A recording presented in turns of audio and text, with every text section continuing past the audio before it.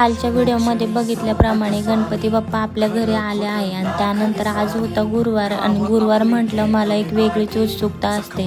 सकाळी लवकरच उठले होते, त्यानंतर घरातली सगळी साफसफाई करून घेतली आणि लगेच उंबरठा लेपन करायला घेतले। छान असं पहिल्यांदा उंबरठा पुसून घेतला, त्यानंतर मग इकडे मी हळदीचं लेपन करून रांगोळी काढायला घेतली होती। रांगोळी वगैरे काढली, स्वामींचा छान असा अभिषेक केला आणि अभिषेक झाल्यानंतर गणपती बाप्पांना पण दिवाबत्ती करून त्यांची पण आरती करायला घेतली होती। आणि गणपती बाप्पांची स्टोरी माझ्या लाईफमधले काही वेगळीच आहे, कारण माझ्या माहेरी पण कधीच बाप्पा बसवत नव्हते आणि त्यानंतर इकडे सासरी पण नाही। त्यांचा अनुभव असा होता की गणपती बाप्पा आपल्याला धार्जिन नाही, पण यावर माझं मत असं आहे की आपण कोणती पण म्हणजे चांगल्या कार्याची सुरुवात बाप्पांपासून करतो, तर मग ते आपल्या आयुष्यात आल्याने आपलं काय बरं वाईट होईल।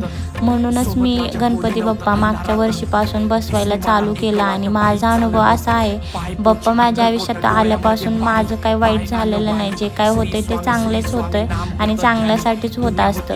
त्यानंतर इकडं रात्री मी नैवेद्य बनवायला घेतला होता।